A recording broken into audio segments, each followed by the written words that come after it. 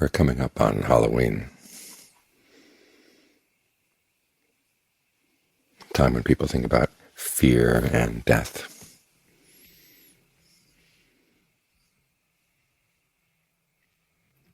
And it's good to reflect on the fact that some things are worthy of fear. I know some psychotherapists who have asked why the Buddha didn't include fear among unskillful mind states. And that's because not all fear is unskillful. If your fear is combined with greed, aversion, and delusion, okay, then it's going to be unskillful. But there's also a wise fear. And the main wise fear is being afraid of the possibility of doing something unskillful. In other words, you don't have to be fear about things outside or things that are going to happen to you. You have to be wary of what your mind is capable of doing. We're living in fairly normal circumstances right now, but things don't always stay peaceful like this. And the question comes up, when things get difficult, are you going to be able to maintain your conviction that you want to act skillfully, that you're not going to break the precepts, that you're going to be harmless in your behavior? That's something you have to be afraid of, being harmful. And the mind states that would make you act on the desire to be harmful. This is one of the reasons why we meditate, is to find something really solid inside that's not threatened by anything outside at all. Because it's usually through weakness that we tend to do unskillful things. So the mind needs to be strengthened. And there are 5 strengths that the Buddha talks about. And this strength of conviction, in other words, being convinced that what you do is going to have long-term consequences. So you want to do it skillfully. Then there's persistence, putting energy into trying to do whatever is skillful and to abandon whatever is unskillful. Mindfulness, keeping in mind what is skillful and what's not, and keeping in mind the need to develop skillful things and abandon unskillful ones. And that leads to concentration. This is where you get the real strength of the nourishment. The Buddha compares concentration to food for the mind, the sense of well-being, the sense of rapture. It can come when the whole breath is filling the body, and the whole body is permeated by breath, and the breath flows smoothly. It's nourishing to all the parts of your body and mind.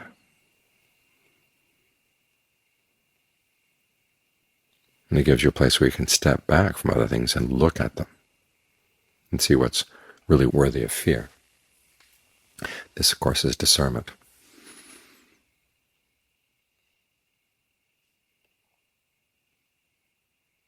Discernment and concentration are both nourishing for the mind, but in different ways. I think I've told you about the woman who was a student of Ajaan Fuang's, who had advanced stages of cancer, and the cancer would seem to move around her body, and she was having an operation to have this part taken out or that part taken out. And this one time she was going to have to undergo radiation treatment, and she developed an allergy to the anesthetic.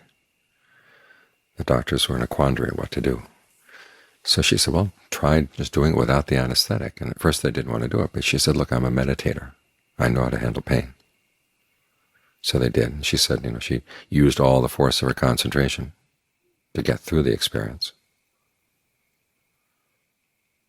And after it was over, she was exhausted. And Ajaan Fuang went to visit her at the hospital. She told him what had happened. He said, the problem is that you're using your concentration, you're not using your discernment. In other words, you're trying to fight off things that if you learn how to sidestep them, you don't have to fight them off. When you lay claim to things in the body, claim to things in the mind, and then they get painful, okay, you've set yourself up for a problem, but you learn how not to lay claim to these things. And when anything happens to them, okay, you're not threatened. That's a real strength, because it reveals to you dimensions in the mind that you didn't realize you had before, the parts that are not affected by anything.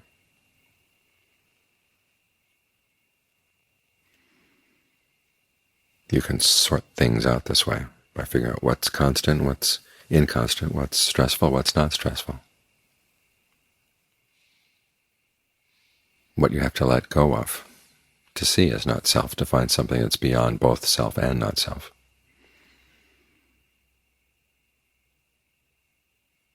That's how discernment takes you beyond any danger or any fear.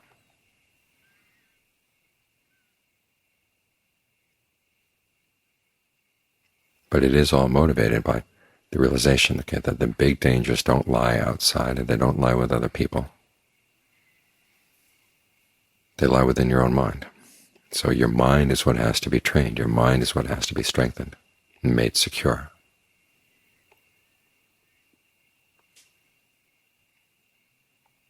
This is why all the teachings focus in on what you're doing, what you're saying, what you're thinking, because these are the areas where the dangers lie.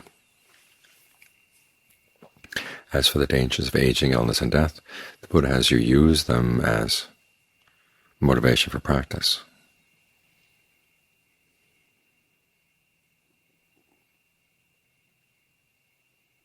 But he also wants to train you so that you don't have to be afraid of these things. They will happen.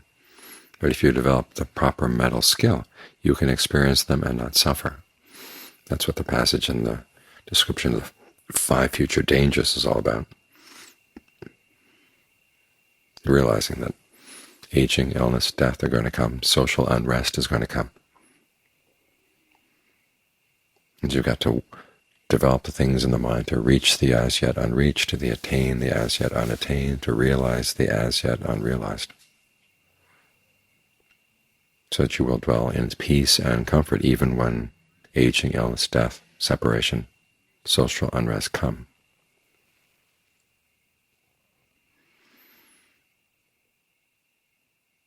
So the Buddha's use of fear keeps pointing inward, inward. The problem lies in here, but also the solution lies in here as well.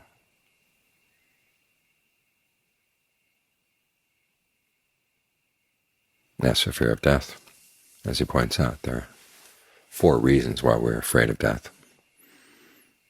1, we're attached to our bodies. 2, we're attached to the pleasures of the human realm. 3, we realize that we've done some unskillful things, and there's that possibility always that there's going to be punishment after death for the unskillful things we've done.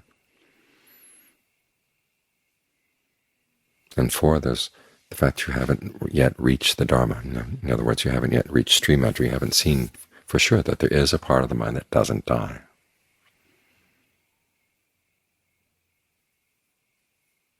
So those are 4 things you have to work on. And again, there are 4 things you work on inside.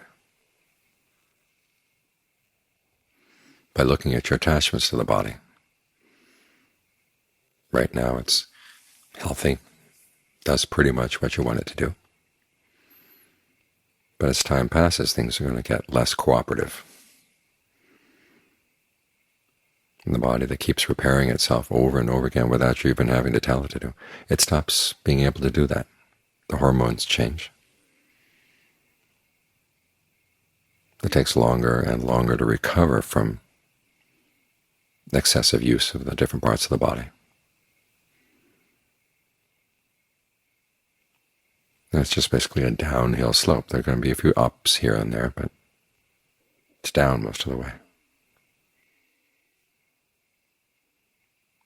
So you've got to reflect on that and realize, okay, you can't stay attached here. Same with your sensual pleasures. All the things we like about it, sights, sounds, smells, tastes, tactile sensations. It's not the case that you're going to lose them at death. Sometimes you get so you can't see or you can't hear. Your taste buds get weird. All the senses start to decay. Where you're going to find happiness if you're dependent on those kinds of things for your happiness. All of this is incentive to find that Dharma inside, the Dharma, the deathless. which is a place of no danger, a place of no fear.